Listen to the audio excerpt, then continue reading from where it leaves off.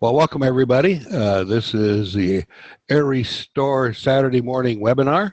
It is the 18th of March, and the year is moving along fast. It's moving along very fast when it comes to transitioning over with all the changes that we have made. But I think we've got some good news for you. We certainly can fill everybody in on what is happening so that you know a little bit what to expect and what to anticipate, and you can plan accordingly. This morning we've got a really nice full panel, and I think we'll just take this take a few minutes and ask the panel to introduce themselves. Let's see, Lori, why don't we start with you? Good morning. This is Lori in Crossville, Tennessee, anxiously awaiting spring to come. It can't come too soon. Good morning. Good morning, Caesar. Unmute yourself, Caesar. Sorry. Good morning, Cesar Binson from Houston, Texas. Well, good morning. Good to have you on board today. Sherry? Sherry Yasse from New Jersey. So happy the whites all around me are getting less and less. Yeah, you've had your share. All right. Ken. Sir, Caesar and and Dave Miller are glad that we don't have any of that white stuff around us. It's going to be a beautiful day here, probably up to 82 or 3. Oh, see, that's not nice. That's not a nice way to do things. Tell Dorgan he better wear his hat today. I'm gonna let John tell you yourself. Go ahead, John. Well, this is the lesser half of Barb and John Dorgan from Chicagoland, Oak Lawn, Illinois suburb. We're just glad to see everybody. We had a big hunk of snow fly on us the other day, 8 inches. It's gone already because it got warm here, so we're happy too. Oh, good to have you. And Dave, down in Houston, or Fort Worth, excuse me. Fort Worth. This is Dave from Dave and Lori Miller. It is a beautiful day in Fort Worth, and as Ken and I know, if you're a praying person in Texas, it's a local call. Yes, very true. Rick, go ahead and introduce yourself. This is Rick Stein in Fairgrove, Missouri, just outside of Springfield in southwest Missouri, and we'll probably have 65 today. It's getting there. It's but don't let anybody kid you. Mother Nature is always can rear back and let one more blizzard fly. I lived in Minnesota for way too long to start getting fooled by nice weather like this. There's always room for one more. Thanks for being on, and Cher, I think you're there. I am here. Can you hear me? You can't see me. I'm having computer problems this morning. But good morning, everyone, from computer-ridden Hilton Head, South Carolina, with blue skies. Well, glad to have everybody here. Well, I think we'll start out a little bit, just give everybody a kind of an update on our status of where we're at and what's happening, and what's happening since in the last 2 weeks since we announced our soft relaunch. We're accomplishing, I think, everything that we wanted to accomplish. Let's talk about some of the big things. We have moved our shipping down to Greenville, Tennessee. And I was sharing with the people on the panel a little while ago, sometimes when you make these big picture kinds of decisions, it sounds so easy. And then part of the reason for having a soft launch was to kind of shake down what some of the problems really are. And, you always think that things are always good. The big things are going to be the problem. No, it's the little things that are always the problems that come to bite you. And so, we made the decision that we no longer going to be shipping from Minnesota. We had to make the decision to go one way or the other. We're down here, we're shipping out of Tennessee. That shortens our supply lines, it shortens delivery times. It makes it the right thing to do. And so we made that decision. Now implementing it, of course, gets to be a lot of fun because there's always these little things that we hadn't really thought about. And so we've had some issues on getting everything together at the same time because things that they shipped down to us from Minnesota that we didn't have all had to kind of come together. And so we got delayed a day, but we really didn't get delayed by very much. But things like packing boxes, who knew that we needed packing boxes to pack and ship things with? Apparently we need those things. And who knew that the computer didn't know that we weren't shipping from Minnesota anymore, that we're shipping from Tennessee? And so all these little things that had to get taken care of got taken care of, but we got them taken care of as people were just barely starting to ramp up. And so I don't think that people really were impacted very much about it. I can tell you right now, as of yesterday, we shipped out everything that we had gotten orders for in the last week since we relaunched, and that's good. We actually have starting to have some inventory in stock. Right now, the only inventory that we have is, well, we do have a few Tempests, and we have mostly Elements, but that's going to change because as we now build up our inventory of new Elements and new of both the corded and the wall plug varieties, we're going to make a run now of Tempests, and then we're going to have all the products back in production in the next couple weeks.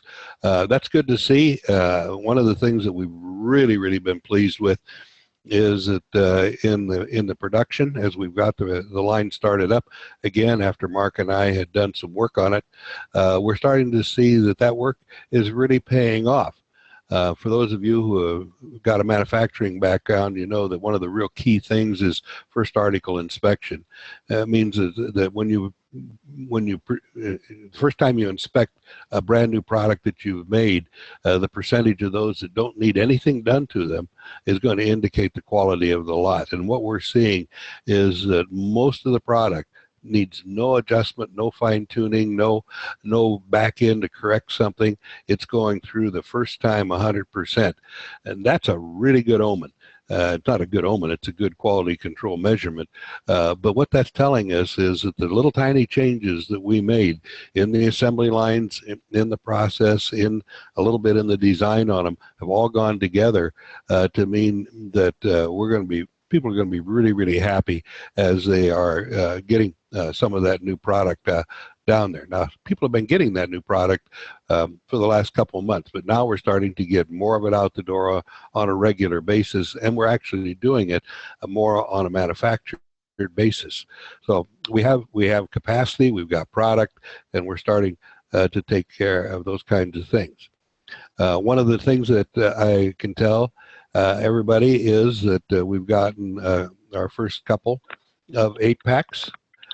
People are starting to take a look at that 8-pack as being something that retailers really want to do. If you sit down and you do the math on it, you find out that's a pretty good deal for somebody that is a basic retailer to be able to get that 8-pack, and that 8-pack has basically a 10% savings on it across the board. Well, 10% is quite a bit of money across the board, and since it has the same PV, it is really makes sense for people who are recruiting people who are retailers to suggest that as a pack. And I feel pretty comfortable with that.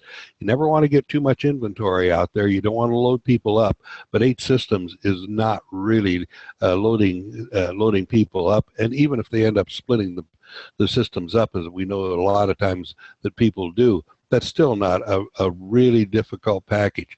But I warn people, it is still for retailers. It's still for people that know what they're going to do with the product. And so you don't want to get somebody brand new that's never seen the product and all of a sudden is going to launch out and try to sell 8 systems. Get them started. Use a little bit of reason. We'd rather have people around reordering than worrying about what are they going to do with inventory. And so that's been a real encouragement. Recruiting is starting to go up, and it's been very difficult because we've not been able to complete either the enrollment procedure or the ordering procedure directly online because we still have some issues that I'll explain in a minute. But in spite of that, we're starting to get people that are starting to bring new people into the organization. I don't know if Bob Colasanti was able to get on with us today. He's been invited on because he is he's become a little bit of a terror. He told me it's his goal to become number one, and I explained that well, you're going to have to fight Sherry and Charlie and Ken and a few other people for that honor, but he seems to be willing to do it. So I'm not sure where we ended up yesterday with new dealers in the company, but I think that we probably were something less than 20. I'm not sure where we were at exactly, but still in all, for the second week of a relaunch, that's not bad at all, given how difficult it really is. And so that's a real encouragement, getting that number of new people in the organization and getting started up again. And the other really interesting thing is that I was looking at a report that's showing that it's coming not from one person, but from a variety of people, so that everybody is going out and kind of testing the waters to see what new people are going to do. And I think that they're going to be pretty happy with it. Another new thing for us is that the first mailbox checks went out.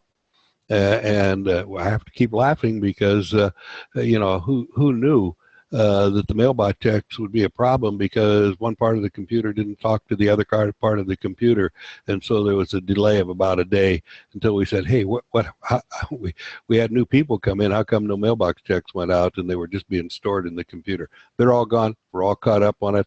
The batch that went out yesterday caught everybody up on it, and so that was the second or third batch that went out. So, you know, all these things are kind of signs of spring, where we're getting back and are able to do what needs to be done. But there are some things that are still a problem. Number one, we still cannot do things totally within electronically. We still cannot enroll people. You can now get into all of the replicated websites are working. The information's working there. The forms are there. But they still have to be handled manually because we can't handle the shopping cart yet.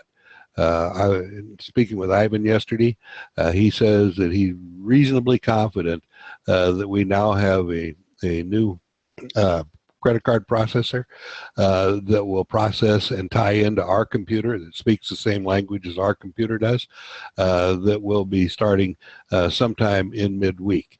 We hope that's true. I think it's true. I would not count on it. I would go ahead and do what needs to be done. I know when I've been talking with Charlie is helping his people by kind of being the conduit, so that he is also helping to make the transition between Chinese and American English. And he's trying, and with some of his own forms. So he's being creative. And I think there's a number of other sales managers that are reaching out and overcoming the issues by being creative and doing whatever needs to be done in order to get things moving. So what I can tell you is that it seems good to see people in production again. It seems good to see shipping. We've still got some things to overcome internally, because there's all these little things that we have to worry about. Everything from where are the packaging boxes, this is the first time now that we have put kits together down here. We've done a lot of video conferencing with the people up in Minneapolis, so they've helped show everybody how to do whatever has to be done. So we're making good progress, and you can just tell every day it gets busier and busier and busier. And so with that, all I can really tell you is that things are moving, and we're probably a little slower than we wanted to be, but I think that I've really been appreciative of the fact that sales managers have stepped in and been able to fill in for the shortcomings that we might have. So, you know, that's pretty much where we're at. And I think if, let's just, you guys, the panel represents people all over, and everybody on the panel is probably more in contact with the questions that are being asked by people in the field. So I'm just going to open it up to anybody that's got questions or can repeat questions that their people are asking, and so we can kind of fill that in. So let me just see. Ken, can I start with you? Yeah, Bill, I've had a couple of questions about the fans. Is the fan issue resolved now? You know, we wouldn't be putting them out if we didn't think it was resolved. We no longer have a supplier that produced a bad fan, which we think made almost all of the problems that we had. We got one batch of fans, but they got spread out throughout a lot of production. So the answer is we believe it is. We're working with a different supplier that's got a different bearing configuration, and we think that it is. Since we changed to the new supplier, we have not gotten a fan back from him or them that is bad. So it's our belief that issue is taken care of. One more question. We've got one of our guys down on the coast, and I sent you pictures of the elements that he's got out there, and maybe you can go over what that indicates. You know, you look at it, it looks awful. But yeah, it really does. When you look at the pin, and what Ken is talking about is when you look at the pins with the carbide needles sticking out of them, what you see around the base of where the pin is some bluish green material. And that bluish green material is because there is a copper ferrule in there that is covered with tin and zinc. And all it takes is one microscopic little pore in there, and because of the high humidity that you've got down in that area, and especially where those are being used, the moisture around there will take that little tiny microscopic hole and make the copper bleed through. And so it looks horrible when you see all of that green copper oxide, bluish green copper oxide on there, but it wipes right off. You're not really losing any material. It will last forever, and it does no harm. And you notice that it's just on the one pin, and that's that bluish green one. On the other side, you will also see sometimes a brownish material, and that is because, if you recall, one side is oxidation, one side is reduction, and so you get different chemical reactions that are going on both electrically and chemically. So when you see that little green, it's not hard to get off. It doesn't hurt if you leave it there. It isn't conductive. It isn't going to harm anything. But it just takes nothing more than a tissue to wipe it off, and that's really about the only thing you have to do. Does it affect the performance at all? Not at all. Not at all. And if you look at when you look at that, and I'm going to make sure that when we send out the links on this thing, I'm going to send out a picture of that so everybody can see it. But when you look at those pins, you look at the top of the pin and the conical shape of the pin, and you see that's clear. As long as that's clear up there, as long as that doesn't have a buildup and it clear out to the end of it, the performance stays exactly the same. And that's one of the beauties of the self-cleaning pin, is that because we're forcing so much energy into that pin that it basically blasts the residue off of the tip of the pin, which keeps it clean, which means it keeps it powerful so that it can continue to clean itself. That occurs down around the base is not really going to hurt anything at all, unless it just gets, if you've got water dripping on it or something like that, that changes it. But that can get very dirty down there and not really impact anything at all. Got one more thing. I was telling you the other day that we've got a guy that has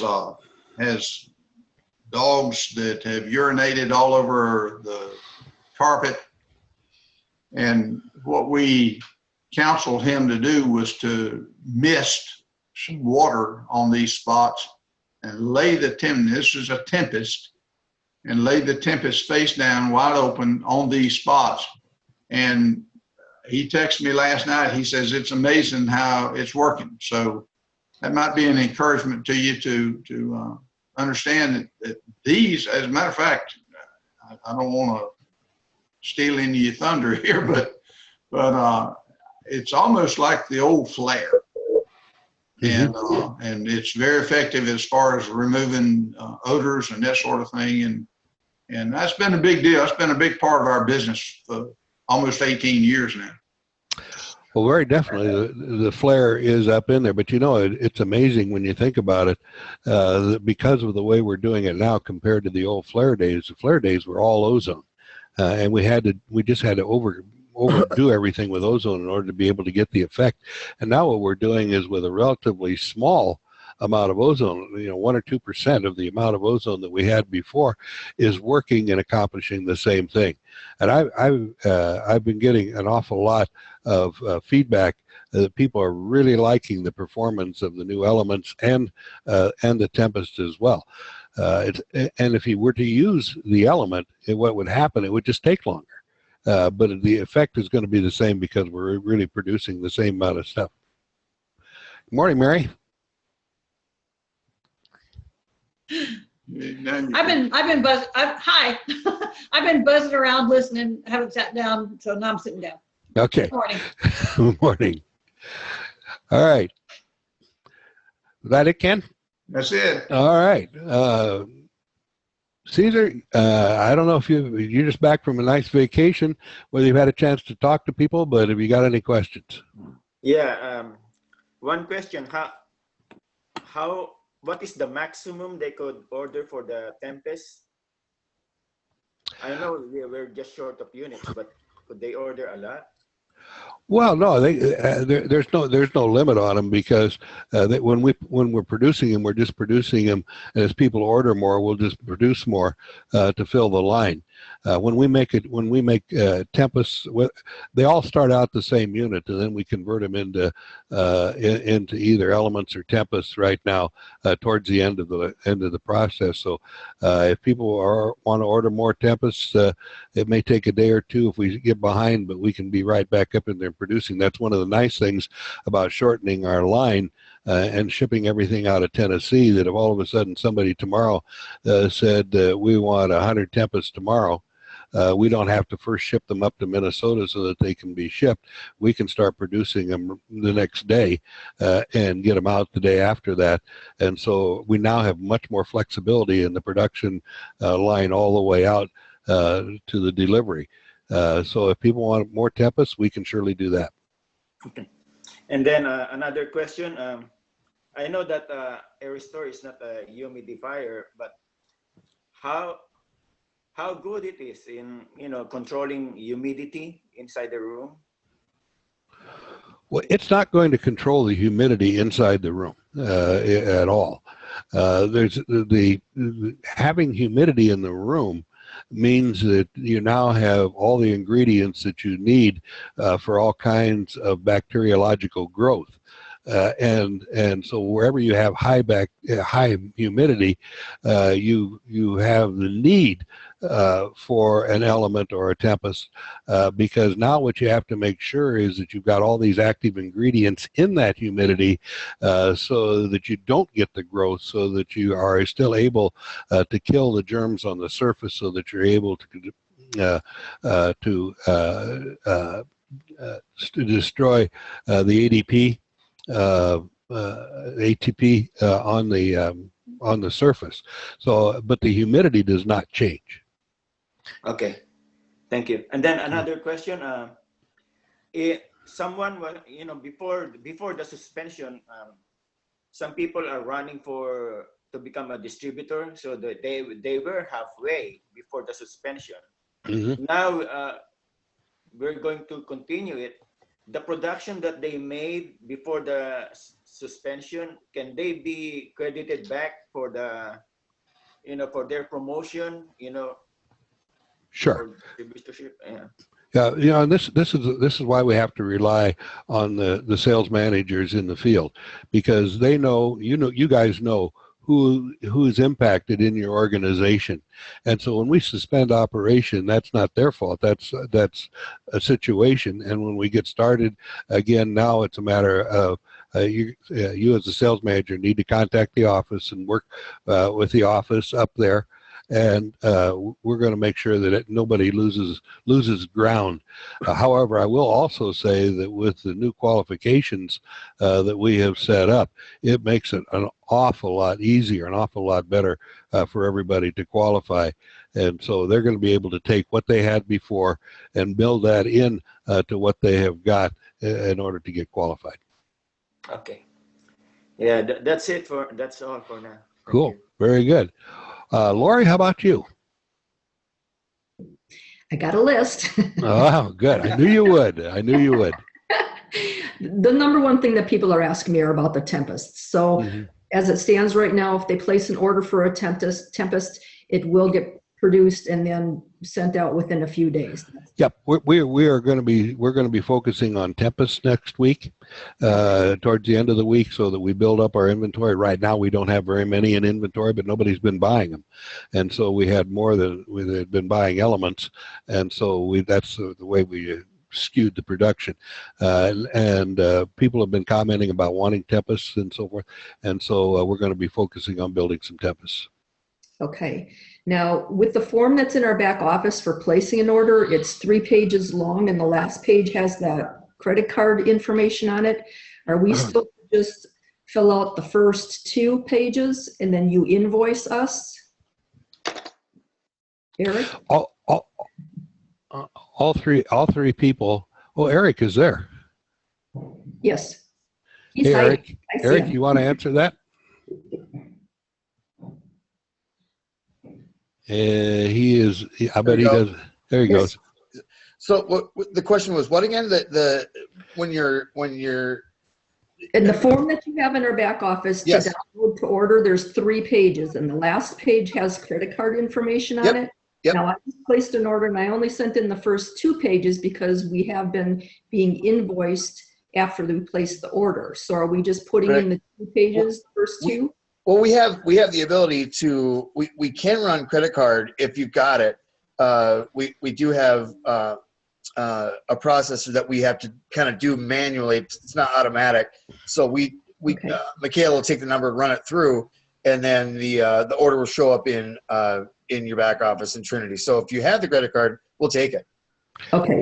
I think she's saying, do they need to fill out the form with that credit card information on it? Yeah. Right. Yes. Yep. Okay. There was just a bit of a confusion because we were doing it one way and now we're doing it a different way. It wasn't clear. I guess it depends on how you want to. I guess how you want to pay for it. You can do it either way, right, Bill? I mean, that's kind of what we're. The reason we did it both ways, there's some people, especially, and in this day and age, maybe even wisely, don't like to send credit card numbers in emails because they tend to get taken. And so we can also get it by phone and take it by phone and fill out the orders. So if you don't send all 3 in, it doesn't mean that the order goes in the trash can. It means that you're going to get a call. Okay. Right, or you'll get a. We'll do it through PayPal, and you'll get an email that Okay. with the invoice. All right, cool. Now, I know that our new email address for information for orders is the AROTN, but are the other 2 addresses still being monitored? Yes. Okay, all Yep. right. Because it's taken me a while to get all of the information out to the new dealers. Yep. And we've got those kind of all forwarding to one place. Yeah, apparently I messed up pretty good because I gave out that information on the new email address and I didn't realize that there was not an info, and so I created a bit of a problem. But they covered me as well, as they usually do. Okay, so an email that I sent for an order last week to the AROTN, is that, do I need to check with you, Eric, if that's gone through? Yeah. I'll check with you. Okay. Yeah, just check. Yeah, because I'm not sure, depending on the timing. Okay.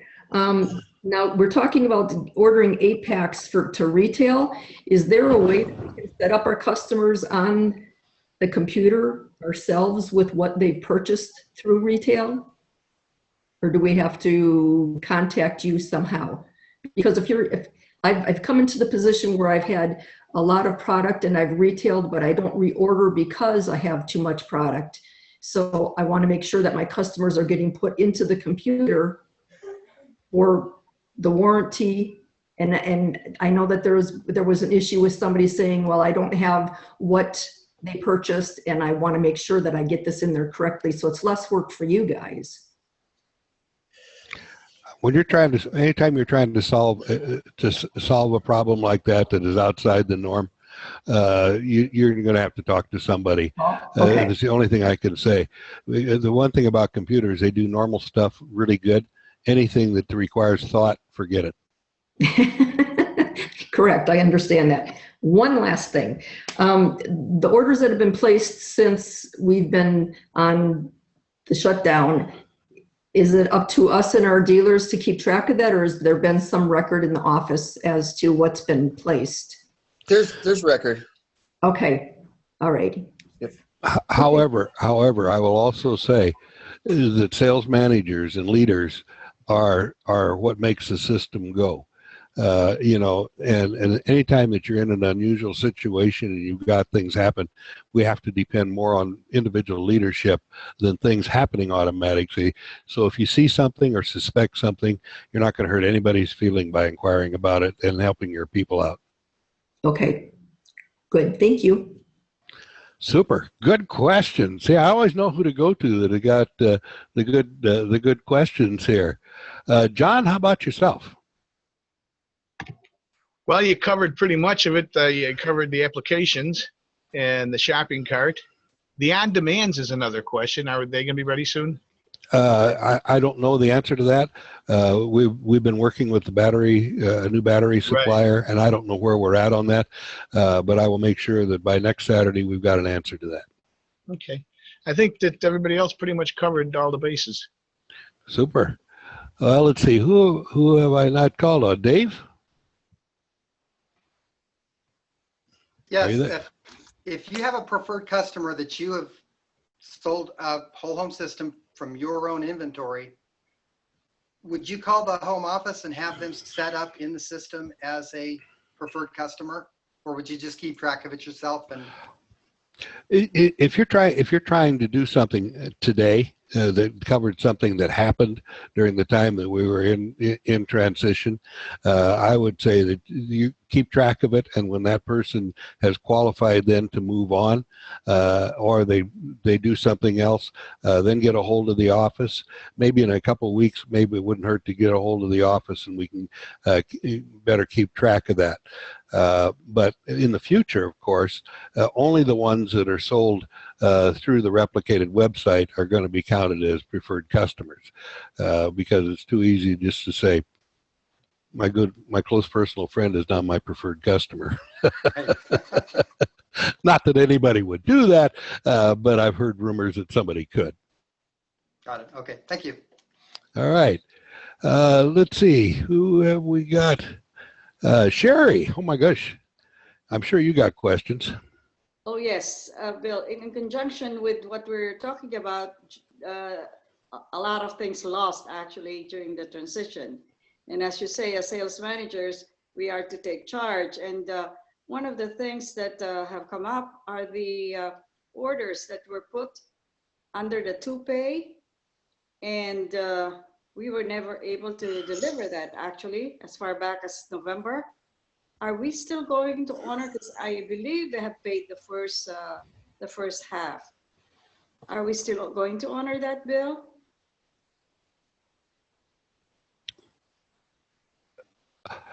Yes, we are. Obviously, we're going to honor it. About all these things, about where we were and when we cut off and made that transition, need everybody's cooperation into, yes, we're going to take care of it, just as with all the commission structure and everything else that are getting taken care of. But right now, our focus is on getting up and running and getting normal. And so give us another week or so, and I think, if I'm not mistaken, Eric, we're going to be in a lot better condition to be able to go back and do something about it. Right now, we know the information is there. We've got 2 systems that we're dealing with, and they have to be married. But if it is still going to be taken care of. We also I've got a lot of sales that. Product that was ordered and paid for, especially on the on-demands that has not been delivered, that's going to be delivered as well. And so all of those things are going to be taken care of. We're going to do it as quickly as we can, but we're trying to get up and run. Yeah, it's okay if we delay the shipment or the fix, but at least we know that we could tell them that we Yeah. will take it. Yes, absolutely. That's wonderful. So one of the other things that, as long as I've got you on, we were talking the other day about something that people are wondering about that are in that position of being senior dealers, but not being able to. And what do they have to do to get to be master dealer?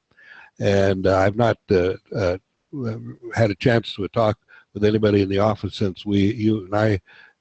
We've talked about it there before, but it does seem to me that what is happening is that we're now down to within about a little over about 2 weeks before the end of the month, and it's we said we were going to reduce the requirements by 50% so people would be able to qualify and do everything by the end of the month, and that is still true.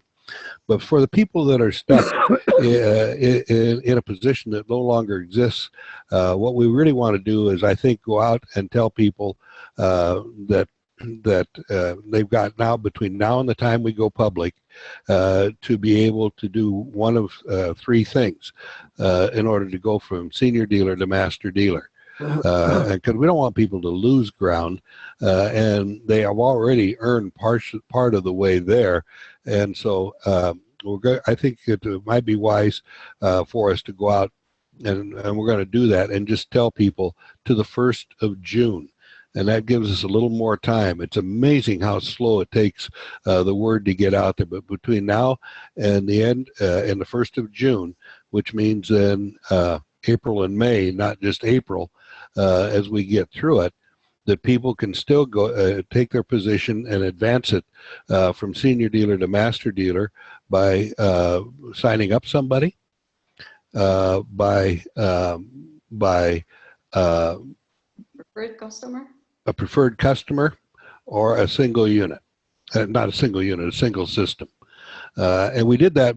We started out doing that because it was a half month. But I think that right now, just with everything that's going on, we're just going to institute that as what the policy is going to be, because it's a lot easier.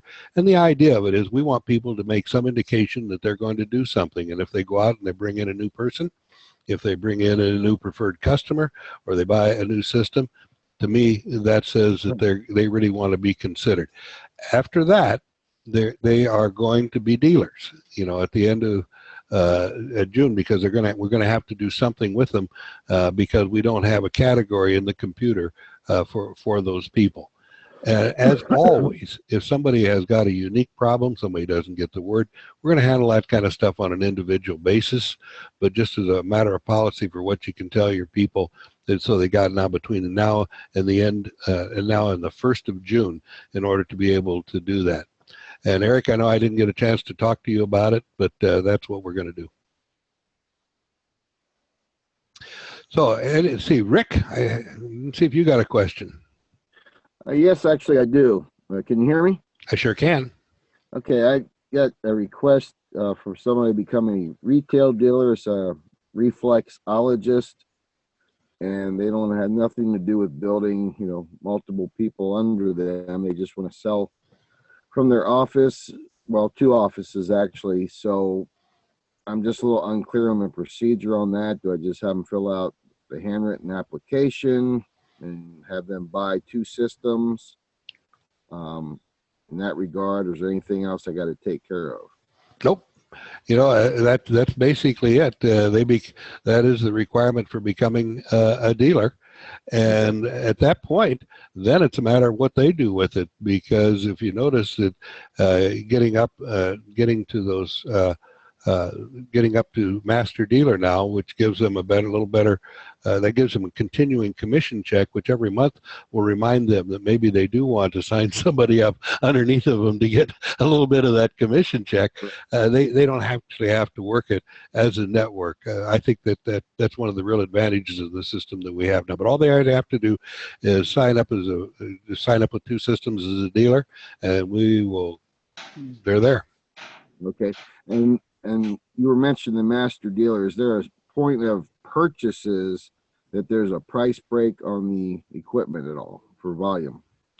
Well, that's what we were just talking about, is with the master dealer pack. Yeah, so when they purchase the master dealer pack, they get a 10% discount in addition to any commission structure that they would get.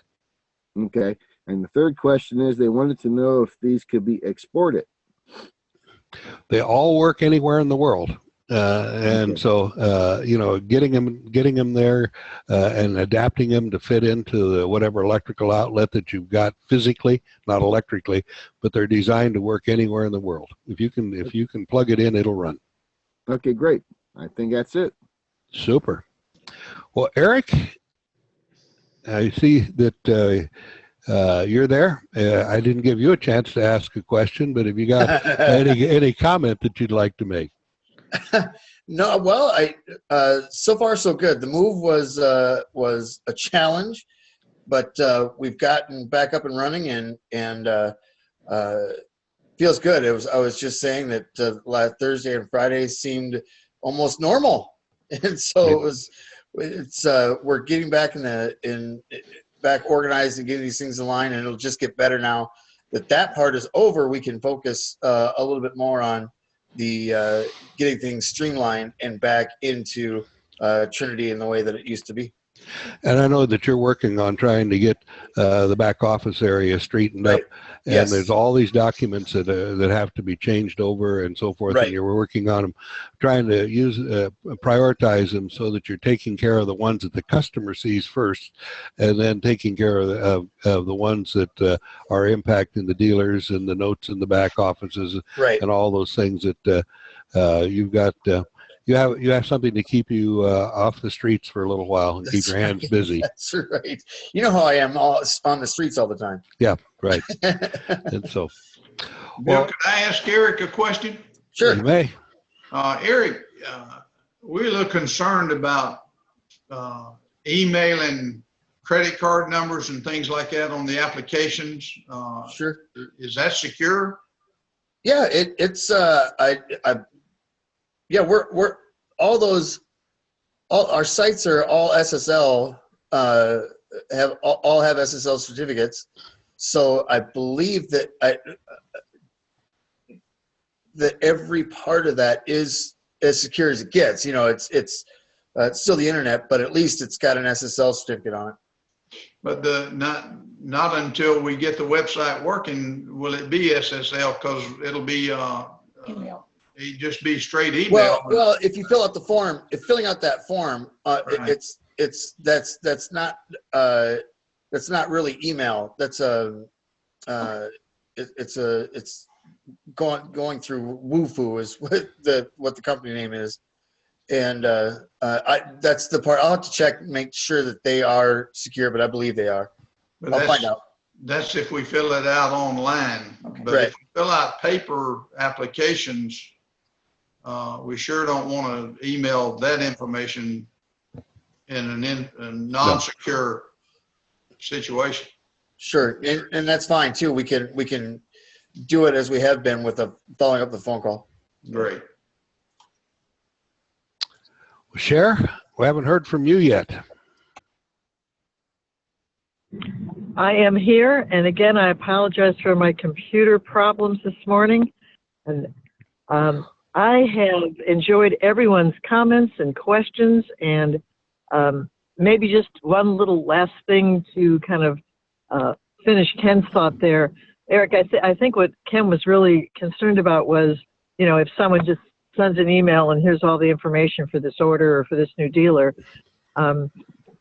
What I like to do lots of times is I'll send the majority of the numbers in an email and then physically call and say, okay, the last 8 numbers are, or, the CVCC, the code and the expiration date, just because of concerns about, information.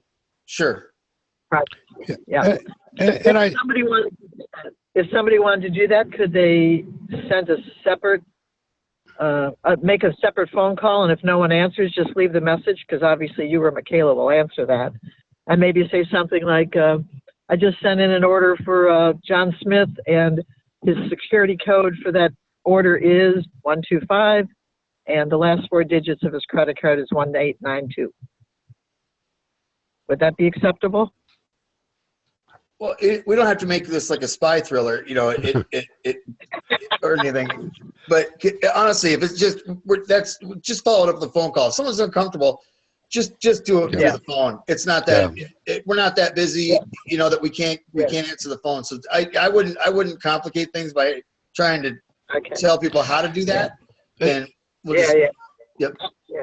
And just one other point, we would like to be busy, so it's a problem. Yeah. And so don't anybody hold back. Make us so busy that you're driving. Right. Our goal now is to make Eric crazy.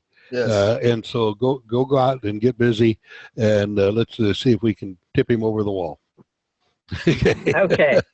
He can pull his hair out. Oh, he already did. That's right. That will be our goal. So So with making Eric crazy, is he going to be joining us on the Monday night calls? Because I have some good stuff for him. Yeah. okay, Yes. Monday night calls are regular. Yep. Tuesday night calls are regular, Share. Yep. And so we will have everybody. We're back getting into normal routines, and looking forward to it. So, panel, have I missed anybody? Anybody got a closing comment they'd like to make? No, I'd just like to ask Eric when we're going to change the back office, the messages there. That you know what, I'm almost working on that this week, and now that I'm in the office with some HTML people, it'll be a lot easier. So soon, I know it's already been rewritten. It's just getting it turned into HTML and put on there. Maybe we could also add there the new requirements for being master dealer from Right. Siemens, so that everybody could see it. That's good. That's a good idea. Yeah, thank you. All right, everybody. I appreciate everybody being here. I think you know, we've really accomplished a lot in a couple 3 weeks. We got a lot more to go, and mostly right now we've got to be out there and let people know that it's time to get busy. We are just about done with the paper. If we get any kind of break this week at all, maybe by the time that we're on next Saturday's Zoom call, that we will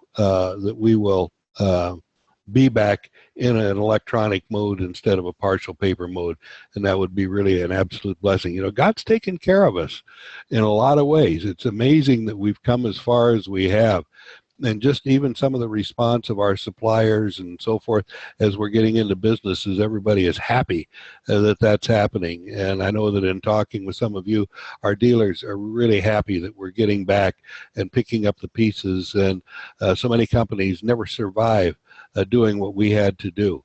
God has blessed us in many, many ways. And as we wrap up this call, I would just invite everybody to pause with me and just give thanks. Father, we come again today so grateful for all of the blessings that you have given us, and how you have cared for individuals and this company, and for people's concerns, to be able to help them get through this. Father, we just ask that you continue to bless us, to give us wisdom, to give us insight, to give us the tools that we need, not only at the corporate level, but all of the leaders that we have in the field, and give them the courage and the vision to see where it is that we are now prepared to go. Father, we just are so grateful for all of these things that we so many times take for granted, and we just ask that you continue to care for us. Father, we just ask all these things in Jesus' precious name. Amen. Well, guys, thank you so much for being on. I appreciate your being on. And so we will see you again next Saturday. Remember the Monday call. Remember the Tuesday call. And we're going to get this thing cranked up and going again. Thanks, everybody. Thank you for your leadership. See you Bye guys. now.